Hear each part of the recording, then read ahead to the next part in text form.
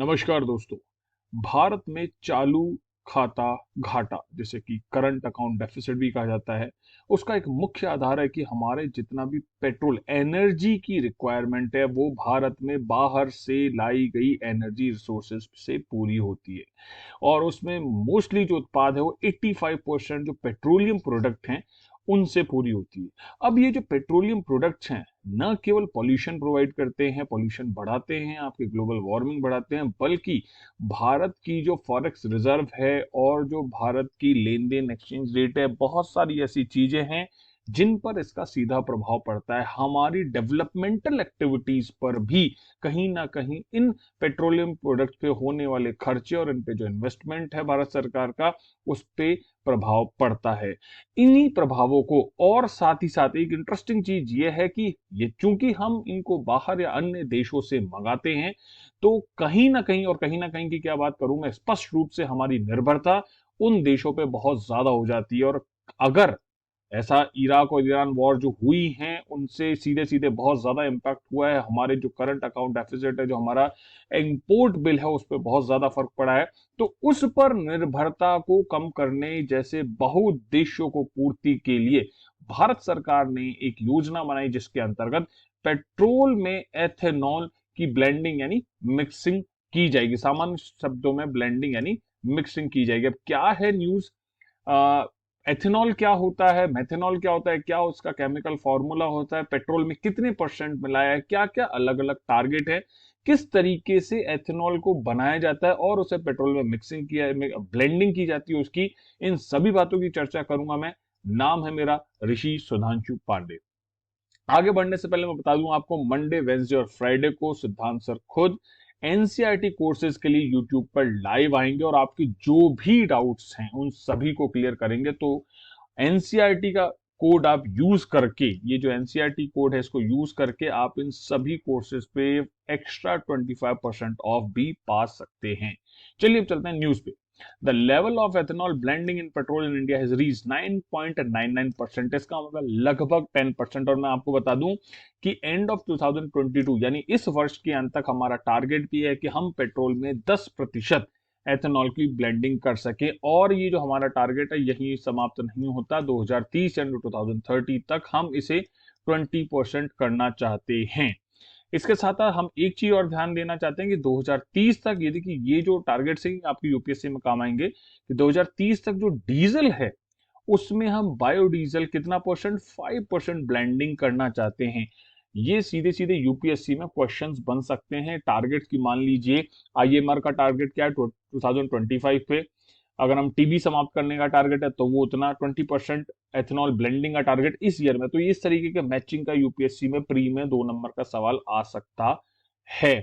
साथ ही साथ अगर हमारी एनर्जी सिक्योरिटी पे मींस में सवाल आता है कि India, why India want to be gas economy, तो वहां कहीं ना कहीं हम इन चीजों का भी रेफरेंस देके अपना आधा नंबर बढ़ा सकते हैं।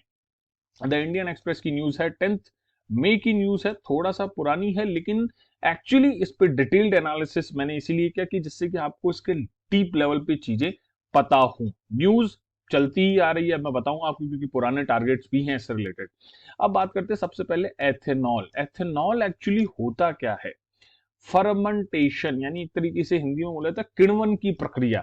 किसकी, शुगर क्रॉप्स। या टर्म इंपॉर्टेंट है, शुगर क्रॉप्स। अब शुगर क्रॉप्स में क्या क्या आता है, शुगर केन शुगर क्रॉप्स में आता है, व्हीट, सोरगम, मेज यानी मक्का एक्सेट्रा जो है वो सभी शुगर क्रॉप्स की कैटेगरी में आते हैं। लेकिन केवल वहीं तक सीमित नहीं, उसके अलावा स्टार्च, कॉर्न स्टॉक्स, ये जो स्टार कॉर्न स्टॉक है, ये भुट्टा, भुट्टा जिसे कहा जाता है, मक्के का भुट्टा, वेजिटेबल लेफ्ट ओवर, सब्जियां जो बच जाती है, और fruits after distillation is known as ethanol. जब इन सभी की किण्वन के बाद डिस्टिलेशन कर दिया जाता है तो उसे एथेनॉल कहा जाता है। C2H5OH इस एथेनॉल का केमिकल फॉर्मूला है।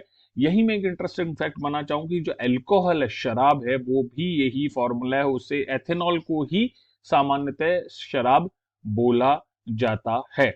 लेकिन अगर मैं बात करूं CH3OH, ये आप लोगों ने शायद सुना होगा, इसे कहते हैं मेथेनॉल।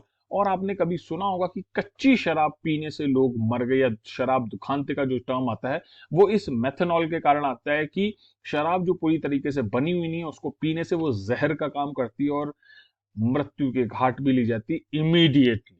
वैसे तो शराब अगर लॉन्ग टर्म तक पियोगे तो इमीडिएटली मृत्यु के घाट पे ले जाएगी, लेकिन मेथनॉल जो कच्ची शराब है वो आपको इमीडिएटली मौत के घाट पे ले जाती है।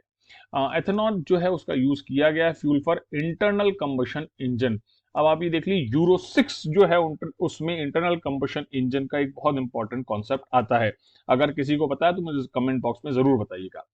ये सारी चीजें मैंने आपको अभी बताई थी कि शुगर है, स्टार्च और सेलुलोज जो है वो मिलकर सब आपको C2H5OH जिसे अल्टीमेटली बायो एथेनॉल कहा जाता है, क्योंकि ये बायो प्रोडक्ट से मिलकर बन रहा है।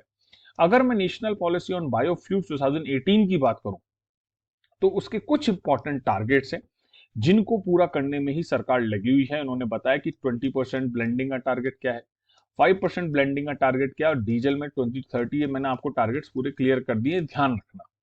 इसके अलावा एडवांस्ड बायोफ्यूल को भी बढ़ावा देने की बात है, जिसमें सेकंड जनरेशन एथेनॉल जो है बायो रिफाइनरीज उसे ₹5,000 करोड़ का एक तरीके से आप समझे कि वायबिलिटी गैप फंडिंग दिया जाएगा, जिससे कि वो अपने आप को एस्टेब्लिश कर सके।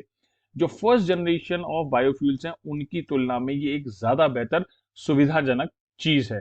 इसके अलावा देखिए आप 1G 2G 3G ये तीन कैटेगराइजेशन कर दिया गया कि बायोफ्यूल्स किस किस कैटेगरी में आते हैं। 1G मतलब फर्स्ट जनरेशन, उसमें बायो एथेनॉल बायोडीजल आते हैं। सेकंड जनरेशन में इथेनॉल ड्रॉप इन फ्यूल्स आता है, एल्गी बेस्ड है। थर्ड जनरेशन में एल्गी बेस्ड आपके बायोफ्यूल्स आते हैं। ऐसे ही और भी इंपॉर्टेंट फैक्ट्स हैं जो आप इस स्लाइड से देख सकते हैं और समझ सकते हैं। ये अल्टीमेटली बायोफ्यूल जो पॉलिसी है उसके बहुत इंपॉर्टेंट एंड सेलिएंट फीचर्स हैं, तो प्लीज इनका ध्यान रखिएगा और आपके मेंस के क्वेश्चन में ये सारे ही आपके कायम आएंगे। आप भी देखिए 2018 और 2022 चल रहा है, तो नेक्स्ट ईयर पूरी संभावना इस पे क्वेश्चन बन जाए, क्योंकि 5 साल हो गए हैं, या फिर चूंकि गवर्नमेंट का फोकस 2022 के एंड तक अचीव करना है 10%, तो भी इस पे क्वेश्चन बनने की संभावना पूरी है। ये हमारी प्रोक्योरमेंट ऑफ इथेनॉल, ऐसा नहीं है कि केवल इथेनॉल लोग बनाने लगे तो भाई बेचेंगे कहाँ पे। तो गवर्नमेंट ने अपनी तरफ से कैबिनेट डिसीजन 10 नवंबर 2021 को डिसाइड किया कि भाई जो इथेनॉल बना रहे हैं उनसे खरीदो भी सही, क्योंकि उन्हें सपोर्ट तो मिलना चाहिए। तो कैबिनेट ने अप्रूव किया अलग अलग कंपनीज को, खुद भी वो ब्लेंडिंग करने की बात करती है और उनकी कीमत भी अलग अलग लेवल पे इन्होंने डिसाइड किया कि भाई इस तरीके का जो एथेनॉल है जो इस चीज से मिलता है उसकी कीमत ये होगी, इससे मिलता है, और उसमें जीएसटी और ट्रांसपोर्टेशन चार्जेस हैं वो भी सरकार द्वारा दिए जाएंगे और उसमें लगेगा कि भैया पैसे देने ही हैं। जो ऑयल पब्लिक सेक्टर एंटिटीज हैं they have the freedom to decide pricing of 2G ethanol. वो अपने हिसाब से 2G ब्लेंडेड जो है 2G ब्लेंडिंग जो हो जाएगी उसकी कीमत तय करने का अधिकार रखते हैं। अब लक्ष्य क्या है कार्यक्रम का, एथेनॉल ब्लेंडिंग का प्रोग्राम क्या है? Dependence on crude oil imports जो मैं आपको बता चुका हूं, कटिंग कार्बन इमिशंस ये भी मैंने आपको बताया। साथ ही साथ जो तीसरा इंपॉर्टेंट फैक्टर है जिसकी मैंने प्रारंभ में चर्चा नहीं की थी वो थी फार्मर की इनकम बढ़ाना, डबलिंग फार्मर्स इनकम, जिसकी बहुत बार बात होती है। वो कहीं ना कहीं एक ये भी तरीका है जिससे फार्मर यानी कृषक की आय को बढ़ावा दिया जा सके। एक चीज और इंपॉर्टेंट है यहाँ पे कि ₹2 प्रति लीटर अनब्लेंडेड फ्यूल जो हैं उन पर अक्टूबर से एक एक्स्ट्रा एडिशनल ड्यूटी लगाई जाएगी, जिससे कि जो ब्लेंडिंग है उसको बढ़ावा दिया जा सके। ये मैंने जो सूचना आपको सब बताई है उसी का ट्वीट है जो हरदीप सिंह पुरी साहब ने किया है कि हमने अचीव कर लिया है 9.99% इथेनॉल ब्लेंडिंग, 10% पहुंचना है, 5% 2018-19। आप ये देखिए कि केवल पिछले 2 सालों में 5% से हम 8.1% और अब अल्टीमेटली 10% तक पहुंचने वाले हैं। It's a big achievement, it's actually very big achievement. ये है एथेनॉल सप्लाई की और ब्लेंडिंग की, जो कि पिछले 5 सालों में कितनी रफ्तार से बढ़ी है कि 1.53% थी 2013-14 में और 2020-21 में ये 8.1% हो गई। तो ये ग्राफ याद रखिएगा, आपकी ये ग्राफ बहुत काम आएगा, आप मेंस के आंसर में इस ग्राफ को बना सकते हैं। कुछ प्रो एंड कॉन्स है कि भाई एथेनॉल ब्लेंडिंग से फायदे क्या हैं। तो इसकी एक खास बात है कि ब्लेंडिंग जब पेट्रोल में की जाती है तो इससे क्वांटिटी ऑफ पेट्रोल जितनी जरूरत होती है किसी व्हीकल को चलाने के लिए उसकी तुलना में कम से काम हो जाता है। तो कहीं ना कहीं हमारे इंपोर्ट जो है उन पे डिपेंडेंसी कम होती है। कॉस्टली एंड पॉल्यूटिंग पेट्रोलियम जो है उससे हमारी डिपेंडेंसी कम हो जाती है। भारत के इंपोर्ट का 85% जो मैंने आपको बता ही दिया कि वो ऑयल रिक्वायरमेंट ही है। साथ ही साथ the petroleum products are used in transportation and therefore E20 programme बताता हूं अभी क्या है, can save the countries $4 billion. E20 is nothing but ethanol 20, जो कि हमारा टारगेट कब का है, 2030 तक हम एथेनॉल की 20% ब्लेंडिंग कर लेंगे।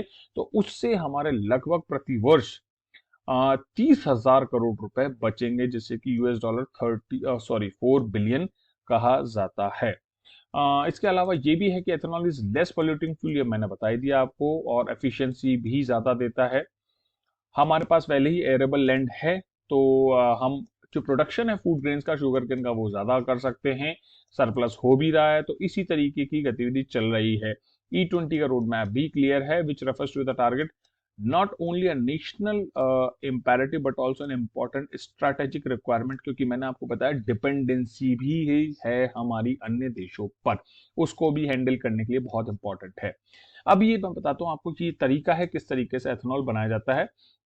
सबसे पहले जो जैसे एग्जांपल लेते हैं हम कॉर्न्स का, उसको पीस के चूरा बनाया जाता है और उस चूरे को गर्म किया जाता है, जिससे कि हीट से वो एक मैश बन जाता है। थोड़ा सा बिल्कुल गीला तो नहीं है, लिक्विफाई करके हल्का सा, आप समझे ना, स्टार्ची, मतलब जैसे जेली टाइप से होता है, उस तरीके का प्रोडक्ट बन जाता है। और फिर उस मैश को फर्मेंटेबल शुगर में कन्वर्ट किया जाता है। कौन करते हैं? एंजाइम्स करते हैं। उसके बाद उसमें ईस्ट ऐड किया जाता है, जिससे कि उस शुगर को एथेनॉल में कन्वर्ट किया जा सके। तो उसमें दो प्रकार के उत्पाद बनते हैं। उसको जब छाना जाता है तो उसमें से एक सॉलिड रेसिड्यू बनता है, जिससे कि लाइव स्टॉक में काम लिया जा सकता है। दूसरा होता है एल्कोहल और वाटर, जिसमें से 10% एल्कोहल होता है और बाकी वाटर होता है। उसको हीट किया जाएगा तो आपके पास एल्कोहल आसानी से उपलब्ध हो जाएगा, जिसमें कि 2 से 5% गैसोलीन होता है। एथेनॉल ब्लेंडिंग पेट्रोल मैंने आपको बता दिया। E10 क्या है? 10% का है। E20 20%, और E85 भी एक कॉन्सेप्ट है जिसमें 85% एथेनॉल होता है और 15% पेट्रोल होता है। ये सभी उदाहरण है कि आपके फीड स्टॉक्स क्या क्या हो सकते हैं।